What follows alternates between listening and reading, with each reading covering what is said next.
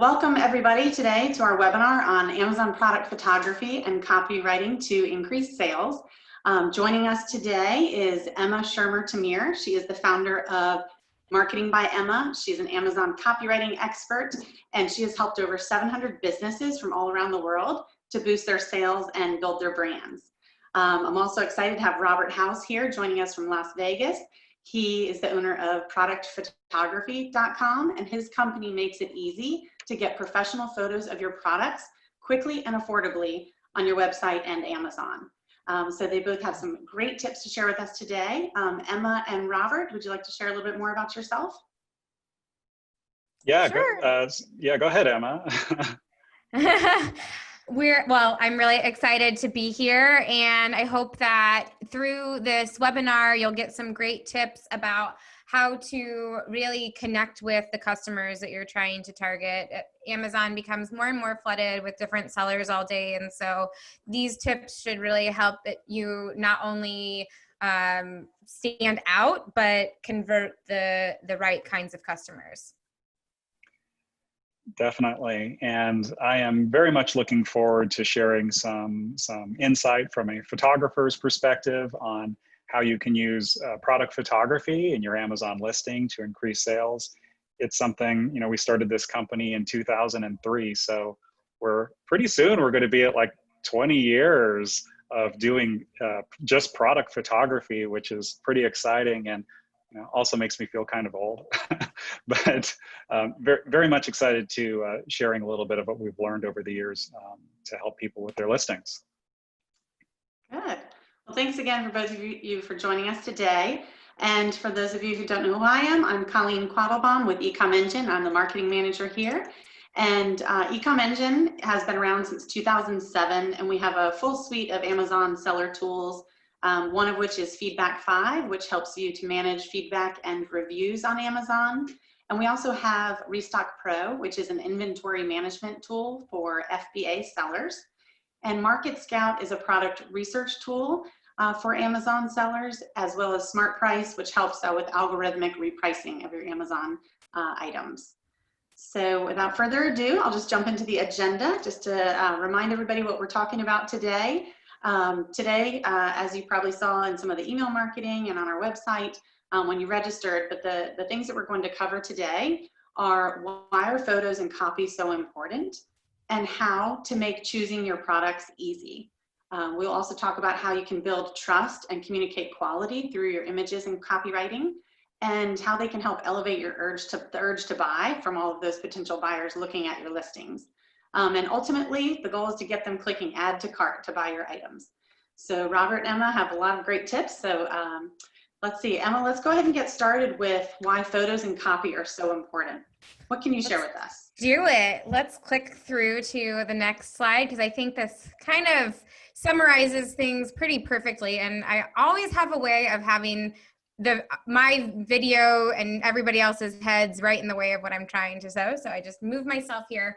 And if you look at this listing, this is an extreme example, but it is a very effective example at showing you how important it is to make sure that you have the correct imagery and the correct text to give your product the best chance at succeeding. So the main image here is of the sole of the shoe, which is making it almost a mystery as to what kind of shoe this is. And the title is really not giving us any more indication other than that it's a leather something by a brand named Patricia Nash.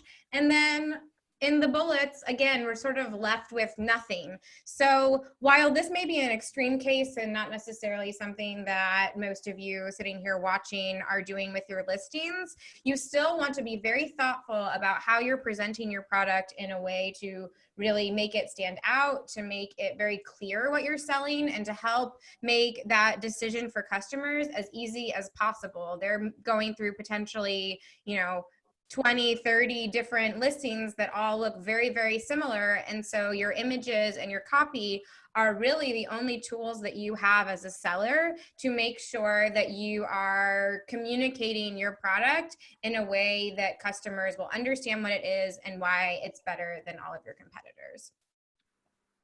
So in addition to converting, which is obviously what we're all after when we're selling, you want to be converting as much of your traffic as possible. But you have to understand that Amazon also functions differently than a lot of other search engines in that they are trying to make sales as quickly as possible and as seamlessly as possible. And they're trying to get the right kinds of customers. And so when you do these things correctly, both with having really strong imagery and very strong text, you can also have a lot of residual benefits that you may not immediately think of. So everything from indexing and ranking better so that you have increased visibility without necessarily even having to pay more for advertising. You may even find that you're paying less on advertising because you're ranking better and you're getting more of the right traffic. You're also getting the right buyers, so perhaps minimizing returns, negative reviews that can really have a negative impact on your overall performance, and making sure that the sales that you're making are ones that will be lasting. Can be a chance to cross promote other products and really start to grow your brand. And then of course, building that relationship with your customers, which is what every brand wants, so that they're not just choosing you because you're the right product, but they're choosing you because they're excited to purchase from you, and they will maybe even want to repurchase from you or look and see all the other things that you're selling. So it's very important. Yeah. Not something to be overlooked. Definitely. Robert, tell us from the photography side, why are photos so important? Yeah, well, and so it's kind of like, it sounds like a simple answer, right? Because your listing comprises solely of photography and copy, right? That's pretty much all it is. But going into a little bit more detail beyond the basics of simply showing the item and listing the specs, we're trying to build trust, and we're trying to convey quality. And, we do that by making sure we put care and attention into the copy as well as into the product photography. Care and attention with our listings, I think it says something about you as a seller. If you put care and attention into your listing, you're likely to put care and attention into the quality of the product and the sourcing of the materials and the safety, things like that. So what we want to get through this imaginary barrier of, can I trust this seller? Can I trust this product? And allow the customer to evaluate the product on its merits, rather than having a thought in the back of their mind that, maybe I'm not yet really convinced of the legitimacy of this seller or of this product. So, but as far as product photography goes, so throughout this webinar, I'm going to be talking about the 4 main image types that we classify photos as when we're shooting for Amazon. And those are going to be your main image, any supplemental images, infographics, and then lifestyle photos. But one thing I want to mention really quick is that I'm not really going to be talking much about the Amazon product image requirements, mainly just for the sake of time. That could be kind of its own webinar just in and of itself, is talking about those. Feel free, if you do have questions on the Amazon product image requirements, feel free to put them in through the system as a question, and we can answer those in the Q&A. So talking about your main image, that's where I want to start. And we really can't understate the importance of the main image for your Amazon listing. It's like it's your billboard, right? It's how we get people through the door. It's your very first interaction with your customer. So we want to do the very best we can with it to put the time into just getting it right. So we want to keep our main images as clear as possible and as focused on the product as possible, because shoppers are really good at immediately identifying the features that they're looking for.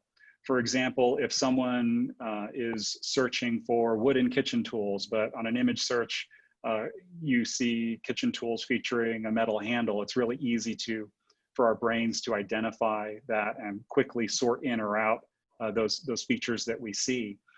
You want to make the features your product does have as easy to identify as possible, so that if your product does have what a shopper is looking for, it can be identified very quickly, which is why I like to keep things very simple and as uncluttered in the main image as possible. I don't really like to add extra visual elements that aren't part of the product itself or that might detract from the product itself. Making the image as large as possible is extremely important. Obviously, we crop our images as tight as possible to get rid of any white space and make the best use of that square of real estate that we're given by Amazon. And in using that real estate, we also want to tailor the layout of that image to eliminate as much white space as possible, while also remaining aesthetically pleasing in that arrangement. And along those lines, I want people to not forget that a large percentage of shoppers are using mobile devices. And as professionals, as a photographer, or Emma as a copywriter, or our viewers as sellers, it's kind of easy to forget that, because right now I'm on a laptop. I often work on a desktop computer, and it's easy to forget that a lot of people are viewing this on a tiny mobile device, right? So we want to optimize our images so that they're clear on all devices. But even if if it looks small on your computer when you're viewing it, just imagine what it's going to look like on a tiny mobile device. It's already small in our search results when we search on our desktops. It's even tinier on these little mobile devices. And another thing is I can't remember where I read this, but I read somewhere that up to 65% of Amazon sales originate, not necessarily complete, but originate from a mobile device. And that's only going to increase over time, right? So if an image, again, if it already looks small on your desktop, on a results page on your desktop, just keep in mind what it's going to look like on your customers' mobile devices. And so to that effect, and this might be a little bit controversial, but in some cases, it may make sense to leave some of the pieces out, like especially if you're selling a product that comprises, it's a kit or has several components. Sometimes it makes sense to leave a little bit out. Something that we often discuss with clients is whether to showcase their packaging within the main image. And it does work in a lot of cases, but only if it enhances the product and it doesn't interfere with showing the product as large and clearly as possible. We get people who come to us and say, hey, we put a lot of time and money into developing this awesome packaging, and we want people to know that when you buy this, it's going to come in a nice box, and you absolutely should show that. But sometimes we want to show that on a supplemental view rather than on the main view if it's something where we have to compromise and make the product smaller than we'd like to, and then end up making it less clear and not quite as large. And if we can go to the next slide, I want to talk about really quick, just touch on these three images. Now, these aren't images that we did in our studio, but I will show you some of our work in some of the later slides. But and none of these photos are bad, but they just kind of touch on some of the things that I just talked about. The photo on the far right is the one that I think does the best job here, just showing the product clearly and as large as possible and in a pleasing arrangement.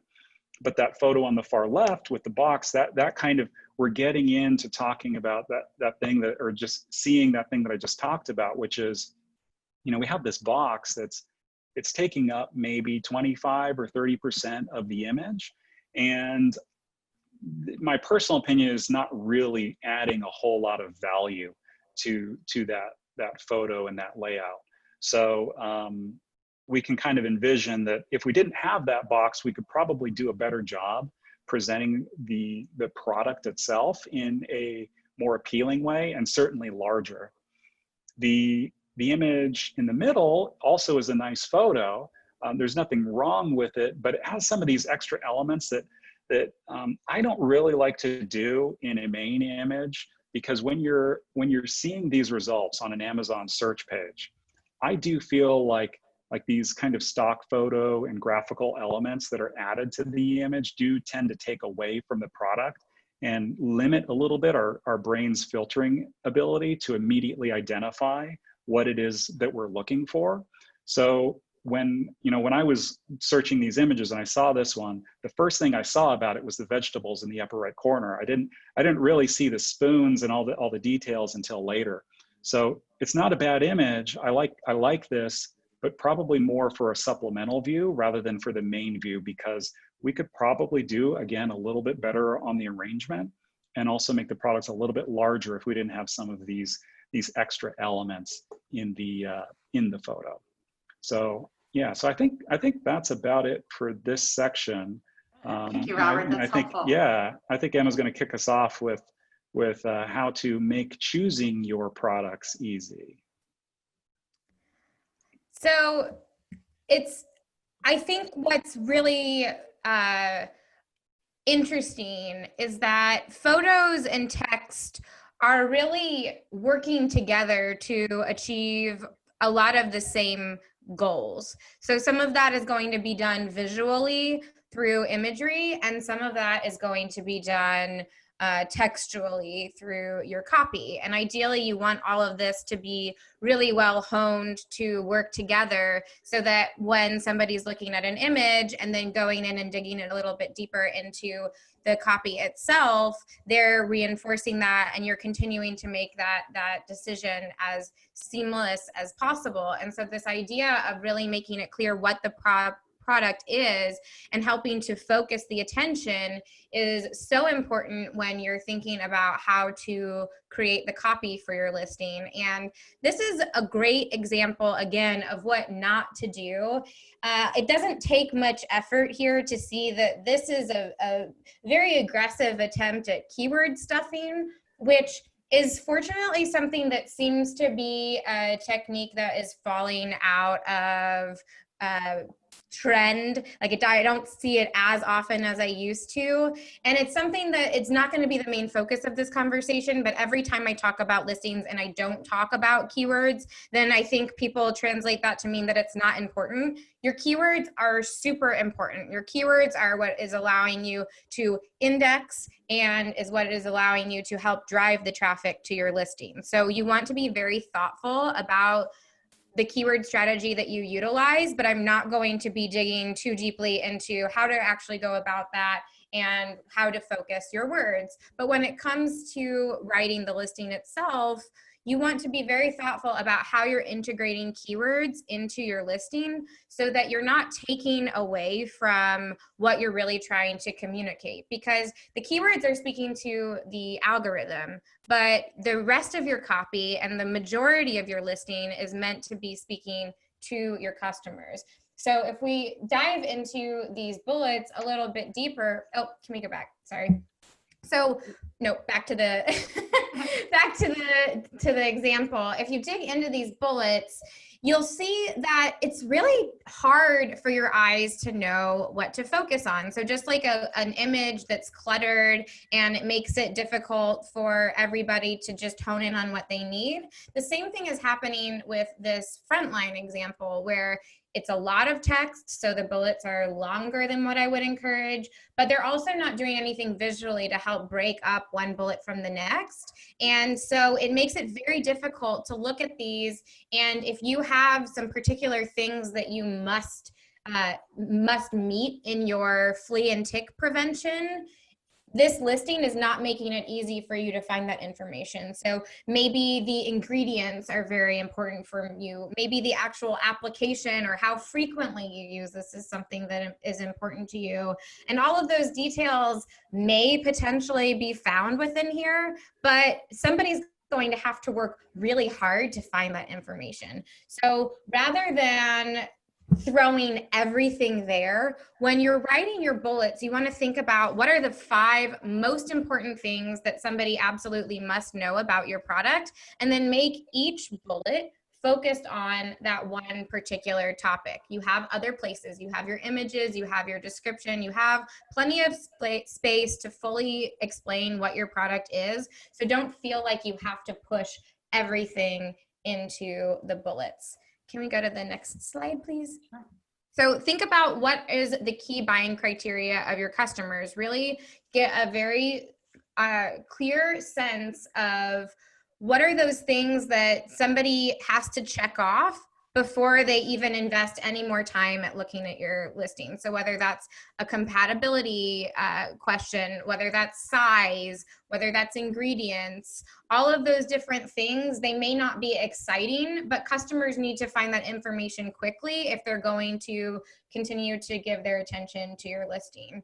You also want to set it up for maximum skimmability. So that's using an economy of words and being very thoughtful about every single word that you're using. But it's also utilizing things in the bullets like all caps headers for each bullet to help focus what each section is about, so people can quickly zoom in to what they want to see. And then that's also in the description. If you're not using A+ content and you're just creating a standard description, using some very basic HTML tags to help visually break up your text and then organize it in a way that customers can find that essential information. Great. And Robert, what can you tell us about making, yourself, your products the easy choice? Infographics obviously can help. So another way we can make choosing your product easy is through the use of infographics. And so infographics are where we combine images and text and graphics to illustrate concepts quickly and visually, so that a shopper doesn't need to go searching down through the listing too much to find this information and isn't left with unanswered questions. We use infographics in three main ways. First is to illustrate any concepts that aren't immediately clear. In the example to the right here, we're showing the process of getting a sleeping mat back into its original bag, which I always seem to have trouble with anytime I've gone camping. But we'll try to illustrate certain processes that need more explanation. Another one we do commonly with infographics is doing exploded views of products in order to show the assembly and the disassembly of the parts to a consumer. Pepper mills are coming to mind that we've done several exploded views. Those have lots of parts and people are going to be disassembling them to clean them and fill them. And then also like water infusion or flavor infusion bottles. Sometimes those have several parts. We've done a lot of those where we're doing exploded views of those and pointing things out in the infographic for that.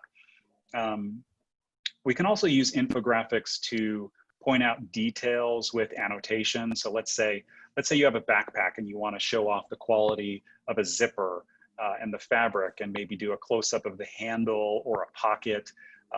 These might be minor details that don't necessarily warrant their own separate standalone image, but we can show them together and annotate them clearly in an infographic, and it doesn't take as much space kind of on the sidebar of your listing as it would if we treated each one of those as its own photo. And another thing I like to do in Amazon listings is illustrate scale. For any product that we have where size isn't immediately apparent, I like to use dimension lines and show exact measurements inside an infographic when possible. We can also use a reference object such as a silhouette of a person to illustrate scale.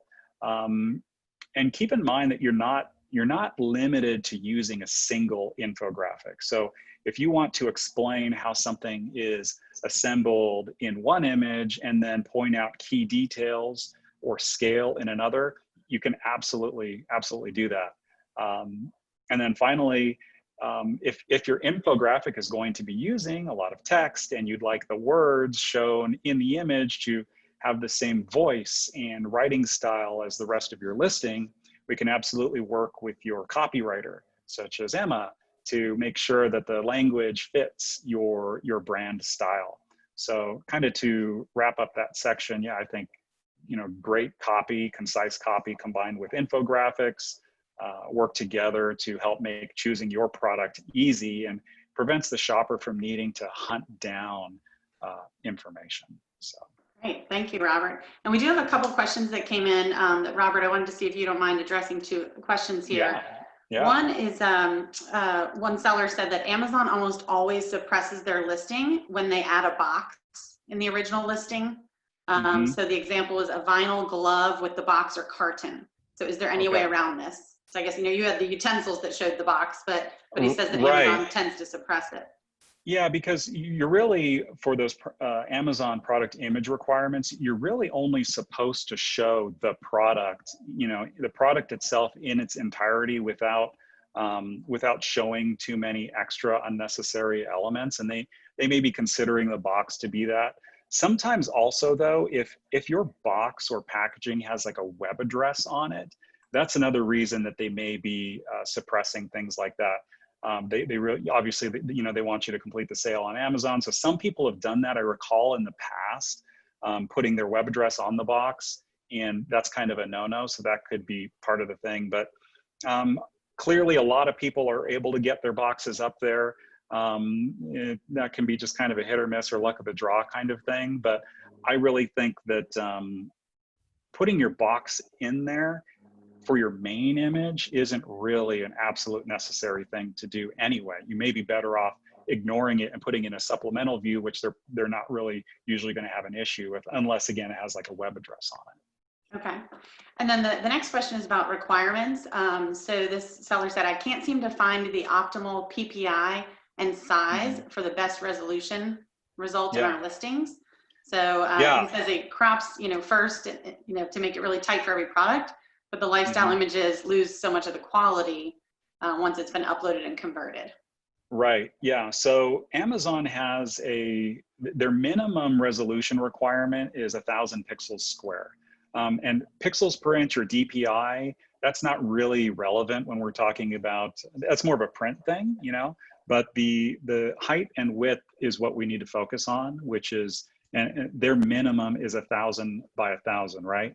But the question then comes up, well, if 1,000 by 1,000 is the minimum, then is it better for me to do more, and what's the max I can do? And we've tested this, and we found the answer. So the maximum image size that is worth putting up on Amazon is 1,500 by 1,500.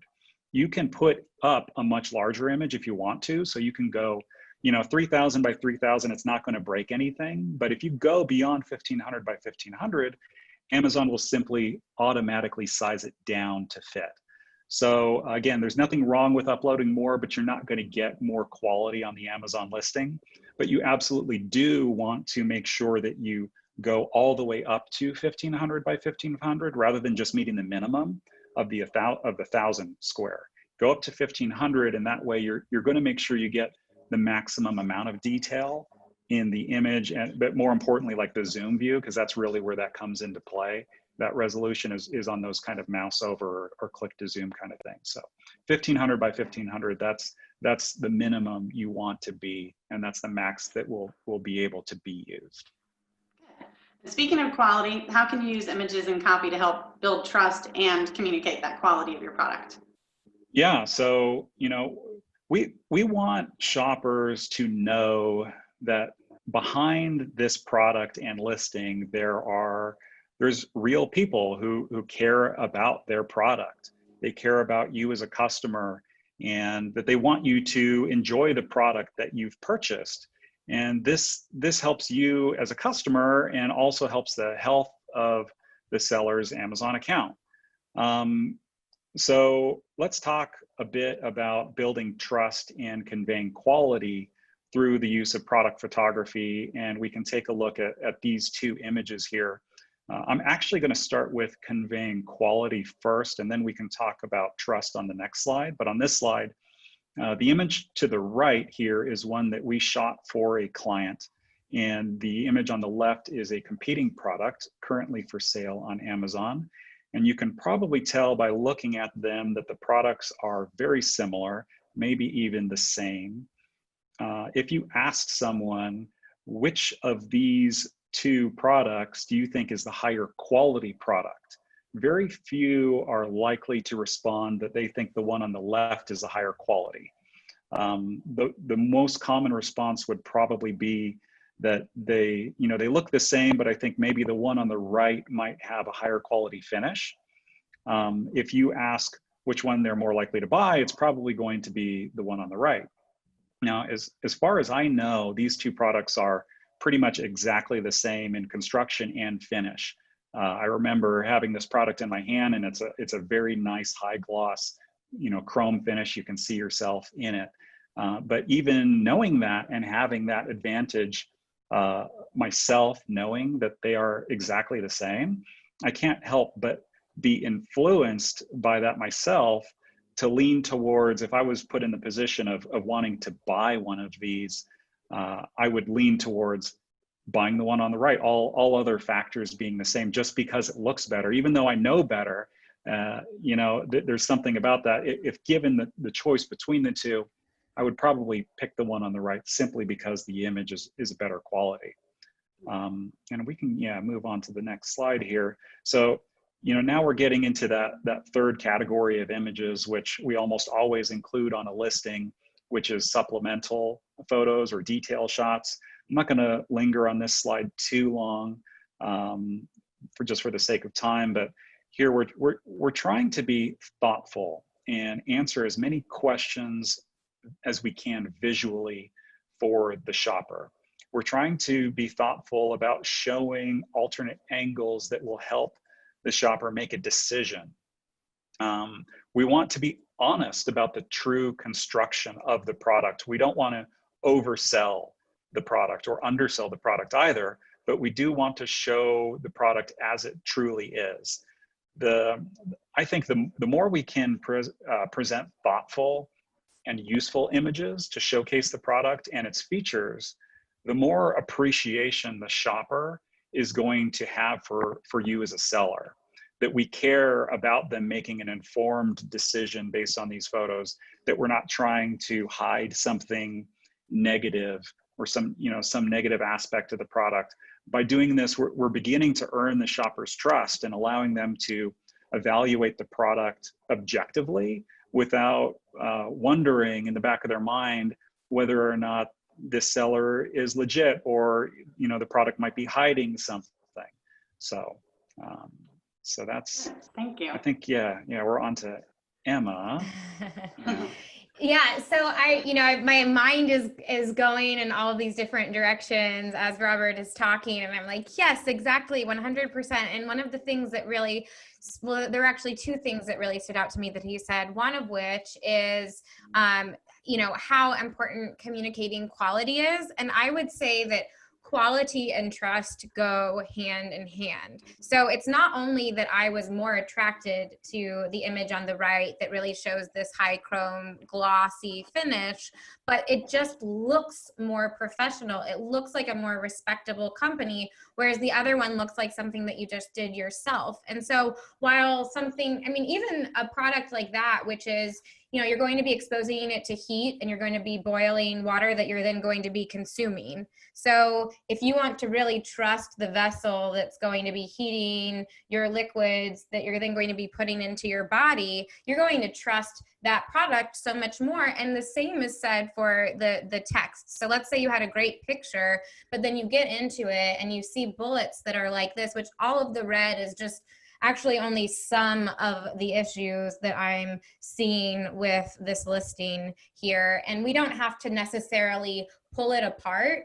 And it's not that a customer is going to be looking at your listing with a red editing pen to say all of the grammatical and spelling errors that you made, but all of those little errors add up, and they may cause somebody to pause and just have a little bit of an off feeling, or to lose interest, Or in more extreme cases like this, to really look at it and question, is this product truly a product that I want to bring into my household? Like, this is a Wi-Fi camera. Well, if they're not really presenting themselves in a way that's professional, I may think that this is a product I can't count on, or maybe they even have some special software in it that allows them to spy on me in worst case scenario.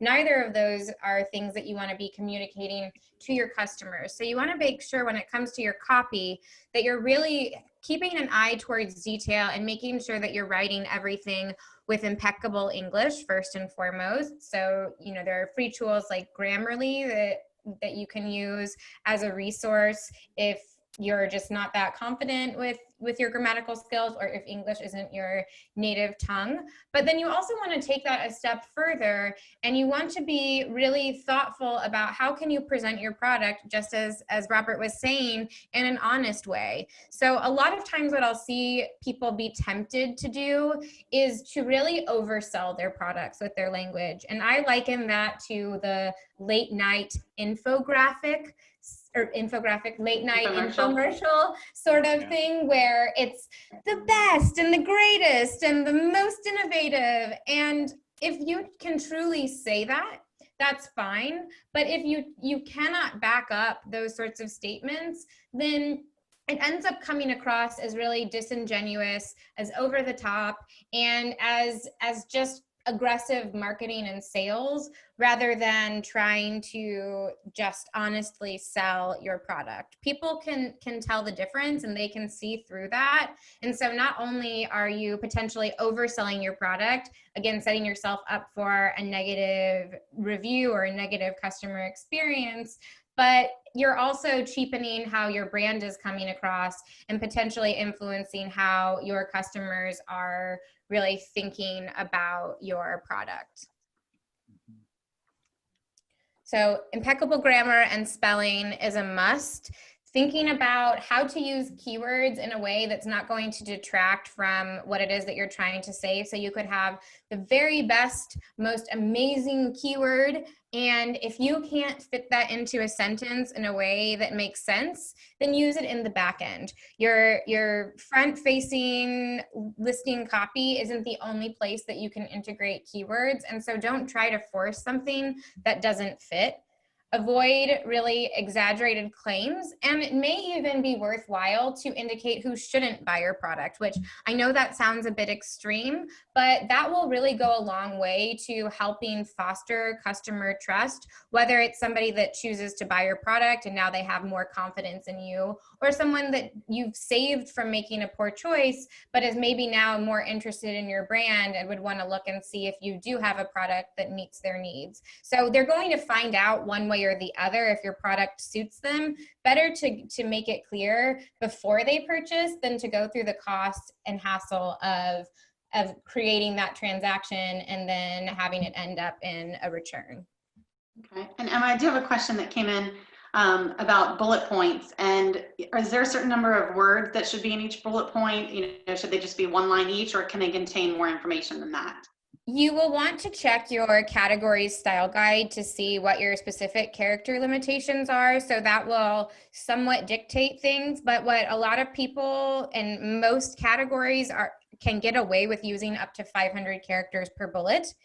I would say that there is really no reason that you should ever make bullets that long. That just looks like huge, really unattractive and sort of intimidating chunks of text that nobody's going to be particularly attracted to. So we personally, assuming that we're not working with tighter restraints, try to keep the bullets within the 200 characters range or so. So that's 100 characters. It can be a little bit difficult to get all of the information there. 200 gives you just that little bit of extra space so you can make sure that you're fully explaining things, but it's still restrictive enough so that you have to be really mindful of every single word and making sure that it should be there and that it's helping to push that conversation forward in some way.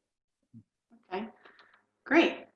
And what else can you tell us? Any other tips to help elevate that urge to buy? Oh my gosh, so many tips.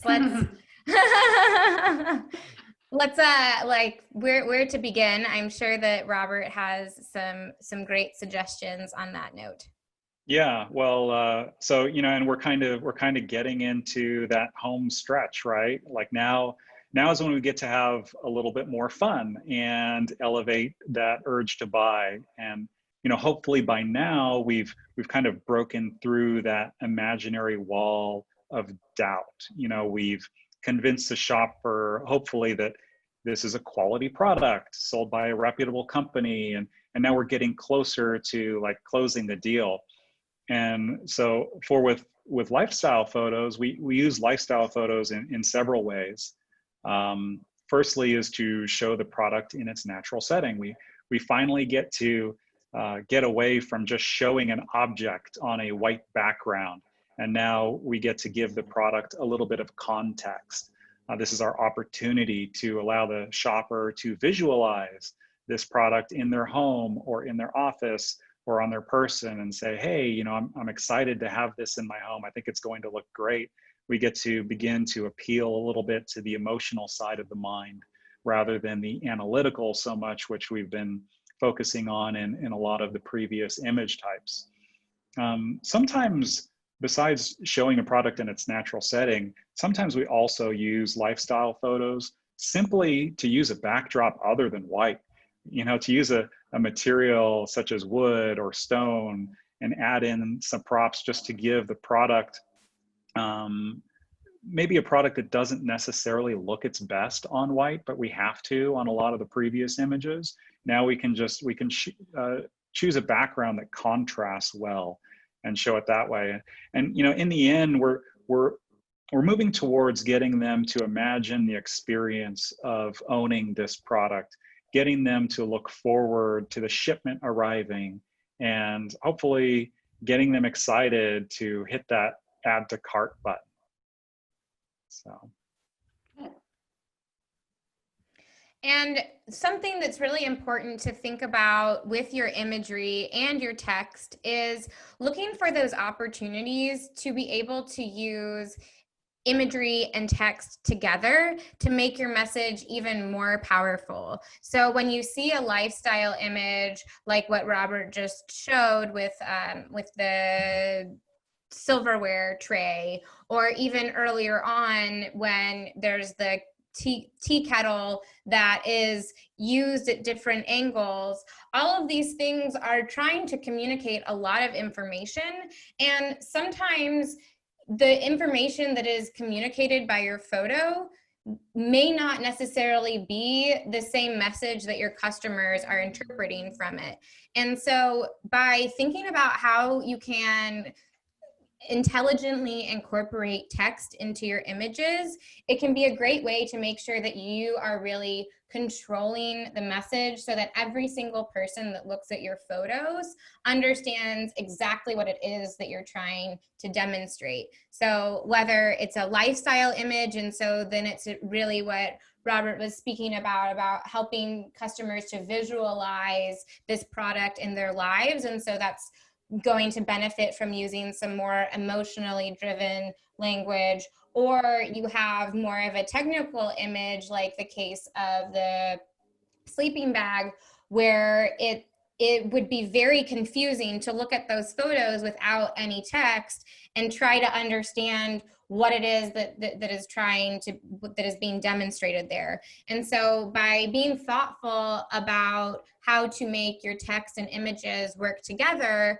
you can really start to set yourself apart, because it's something that I don't see enough Amazon sellers doing. And it's really kind of this still relatively untapped real estate that you have on your listing.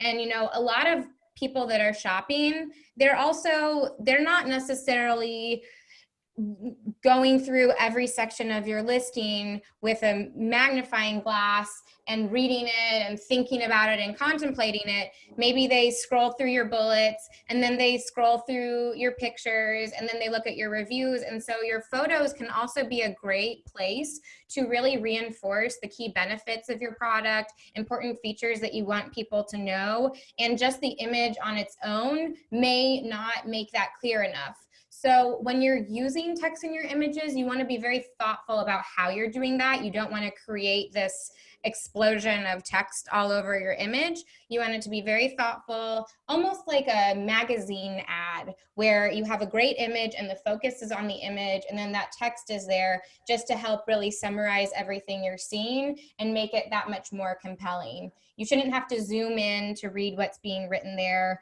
Sometimes it can be very, very helpful to evoke a little bit of emotion or to emphasize those benefits, but it can also be great for clarifying points of confusion.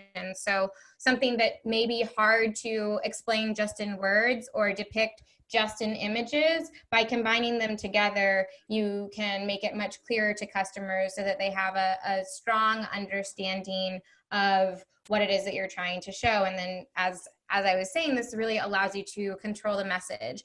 And when I'm talking about using text in your images, your listing images aren't the only place to do this. You also have your A+ content if you're a registered brand, where this is also incredibly important to be thinking about, because your A+ content is really that place where you can bring words and text together in a way that is not only helping your product stand out, but your brand stand out as well. We have some examples that you wanted to share, right, Emma? Yes. Go ahead. Okay. So let's compare two listings side by side here. On the left, we have Intex, which they're a pretty well-known brand. They're sold in Walmart and a variety of different big retailers. And you see at the time that I took these screenshots, they were number 35 in toys and games. So they're not doing poorly.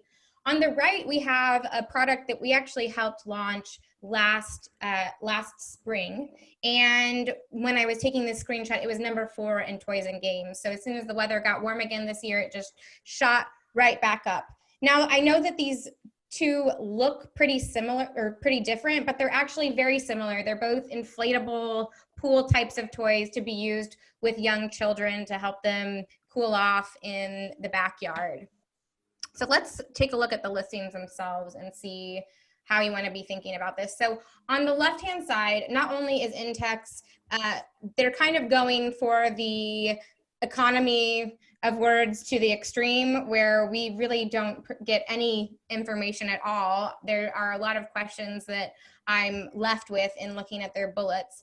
And on the right-hand side, you see that this listing is using those all caps headers that I was speaking about. So you know exactly what each bullet is about. So if safety is really important to you, then you know exactly where to go to find more information about that.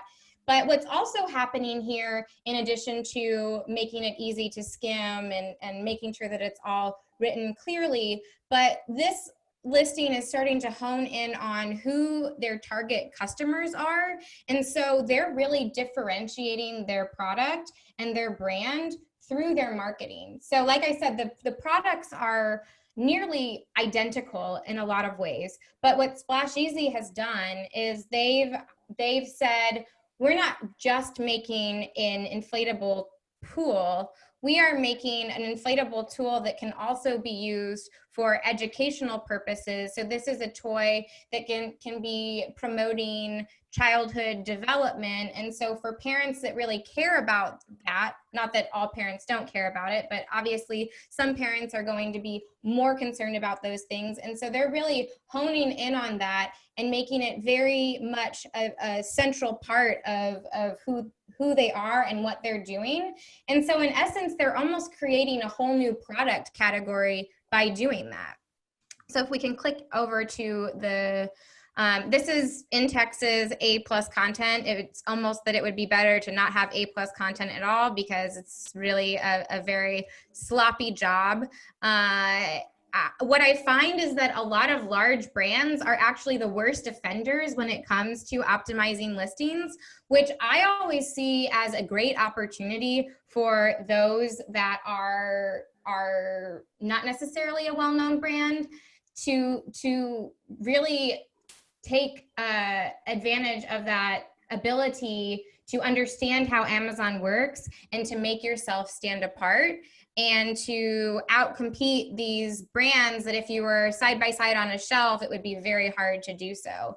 So with Splashy Z, you see we have some lifestyle imagery of people interacting with this pool. We have the infographic demonstrating some of the different developmental benefits that you get when you're interacting with this toy. And so it's really helping to create an experience of what it is that you're getting with this product that's not just talking about the features and its main functions, which is to have another activity that you can do with your kids outside and not having to be around a lot of people and to cool off when it's hot outside, but also really helping to connect with some of those deeper motivations that customers care about and helping to communicate that in a way that is going to allow them to really succeed, which is, I mean, they've just done phenomenally well in a very short amount of time.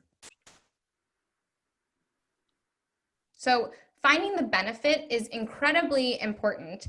And it's one of the things that is seemingly simple, but can be quite challenging to do in execution.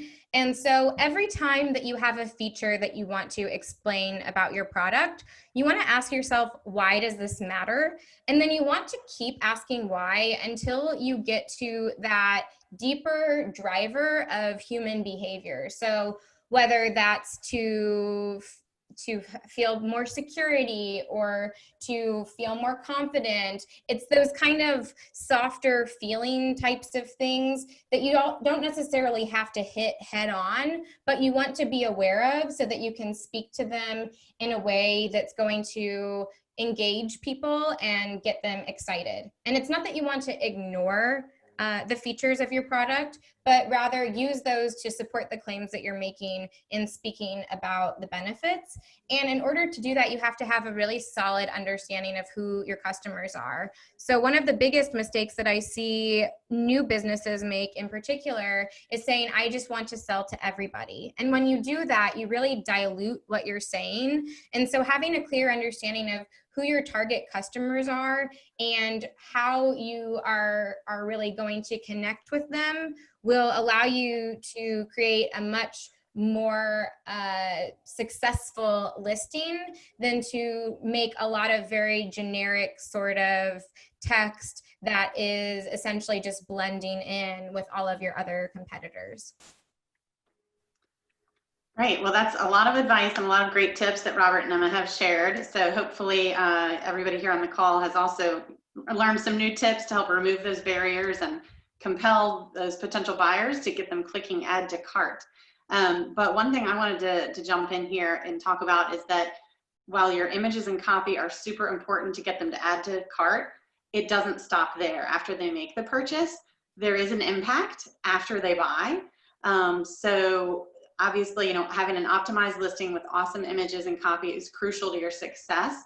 But after they buy, they would be more likely to leave a negative review if your listings are not accurate. So there's no better time than now with Prime Day and the holiday season upon us. Take a look at your listings, make sure that your listings and your photos are complete and accurate. Make sure that you have those good quality photos, as well as that your bullet points and your description is accurate. Here's an example of where a listing was not accurate, or the picture maybe was outdated because it had a different name on the brand on the box in the image on the listing than what was received in the buyer's hands. So the buyer felt very deceived. The length of the pool was off by a few inches, and clearly, this person measured and just was very disappointed, and it resulted in a 1-star review. So take a look at your listings, look at how you can update your copy, your photos, and most importantly, just make sure that it's accurate. so that you don't receive negative reviews. And having a review strategy in place is super important for anyone who has not been using the request a review button in Seller Central that Amazon rolled out about almost a year ago now. I'd highly recommend it. We're seeing some great results from sellers who are using it. Our tool Feedback 5 allows you to automate the process of the request a review button, but some of the main reasons to use it is that it's 100% compliant with Amazon's terms of service. So you never have to worry about violating any of their guidelines when it comes to buyer-seller messaging, because it's not sent through buyer-seller messaging. Amazon sends the review and feedback request directly from Amazon to the buyer, and they will actually automatically translate the email into the buyer's chosen language based on the preferences that they have on their Amazon account. And with Feedback 5, you can automate the process of clicking the request a review button, schedule different timing based on your ASIN, exclude refunds. There's a lot of flexibility. And as I mentioned, we're seeing really good results. In fact, within 10 days after activation, this is a study of about 1,200 sellers on Amazon that have switched to the Feedback 5 request a review button automation. And within that first 10 days of switching, on average, they're seeing about a 41% increase in reviews. So obviously having awesome quality photos, awesome copy, working with experts and professionals like Emma and Robert, and then having a tool like Feedback 5, all of that combined can help you be more successful on Amazon, get better reviews, and win the buy box more often. So we're gonna go ahead and jump into some questions. But before I do that, I'm just gonna go ahead and put up on the screen here a few offers that we have. We have a 30-day free trial to try Feedback 5. Emma has a free listing analysis that she will do, as well as a Convert Like Crazy listing optimization worksheet. So you can download that right there on her site. And Robert is offering 10% off their Amazon photography packages. So just mention this webinar anytime between now and the end of October to take advantage of that. So Emma, one question that came up, you mentioned HTML tags. Can you explain what those are? Yeah, so HTML is a very basic type of coding that you can use, but you want to be cautious with how you use it. So some basic HTML tags, which would include to bold, to create line breaks, and to use bullets, are allowed by Amazon. You will sometimes see sellers that are using like the emoji sorts of things. They may get away with that, but that's technically, you're not supposed to be doing that. So I would advise against that, both because you're not supposed to be doing that, but also because I personally feel that unless you have a very specific product that fits that type of imagery, it typically just cheapens your brand and your product. So would I just type into the chat? I can type those. So I'm typing right now. This is bold. This is line break. And with HTML, you also have to undo something. So if you do bold, when you want the bolding to stop, you have to unbold. So this is unbold. And if there's another question, I'll just type this out while you're. Yeah, we have a question for Robert about the main image. Which image is better to use, an angle or front of pack image? So I guess, yeah. Of the pack. The pack, right? Yeah, so it kind of depends on the form factor, right? If it's depending on whether it's a more of a flat object or if it's a more three-dimensional object. If it's something like a bottle, let's say, if it's a bottle, then a skincare product, something like that, then we usually do like to do a direct straight on view rather than doing an angle. I'd say more often than not, when we're talking packs or just a product by itself, we do tend to do a direct straight view rather than a three-dimensional angle. Unless there's something maybe on the side of it that you want to see that really grabs attention. But yeah, to answer that question, I think I would typically go for a straight on shot for most products. But you got to take it on a case by case. Yeah. Okay. And we have a few questions about A+ content. So somebody was asking if Emma handles managing A+ content in your business. I think that's a yes, right, Emma? Yeah, so we're a copywriting firm, so we can help with all of your A+ content copy. But what we find is that a lot of times, if you're working with photographers or designers, somebody needs to take the lead on that full creative vision. And so we can also help you select what modules to use and even give guidance about the kind of images to create. So then you just have a document that you can shoot over to your designer or photographer, and they know exactly what they need to do, and you really don't have to be managing that at all.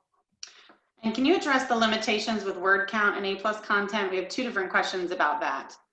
Word count and A+ content. So that will largely depend on the module. So for example, you have the product description module, which goes beneath your logo. It's like the sort of second section of your A+ content. And there, I don't remember the exact number, but you can write quite a bit. I would say there's really no situation where you should ever be maxing out your character limits in your bullets or in your A+ content. The only place that I would say to max out your character limits is your standard description. So there you're typically allowed up to 2,000 characters.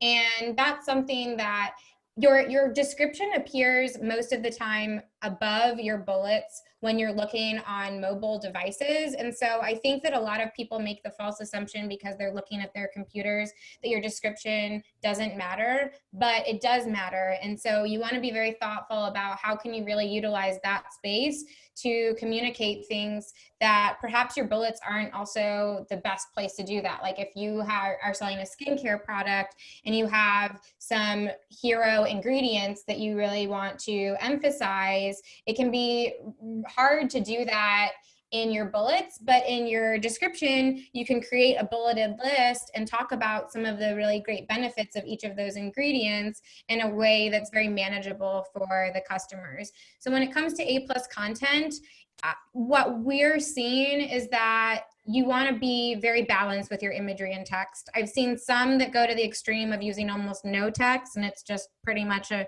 series of images. And I don't think that that's utilizing that space to the best of your abilities. But you also don't want this really clunky image and then big chunks of text.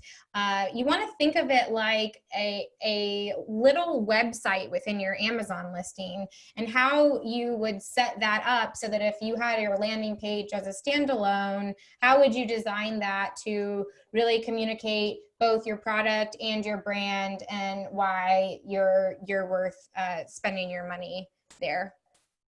Okay. I think we have time for one more question because I know we're at the top of the hour here.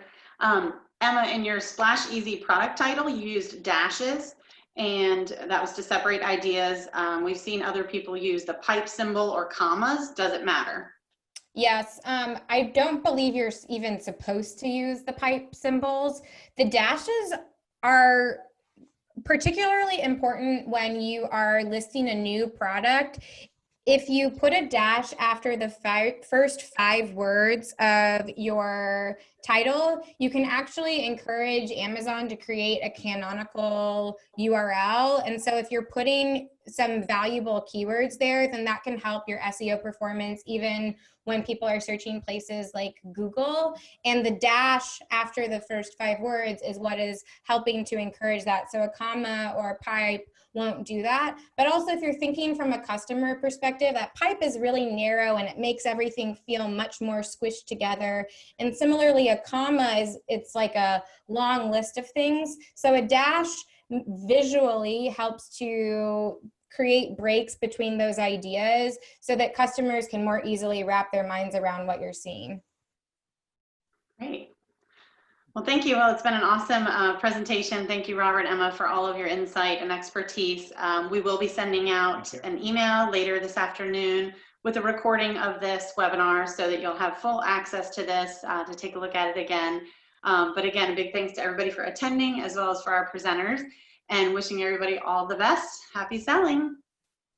Thank you. Thanks, everybody. Thank you. Thank you. See ya. Bye.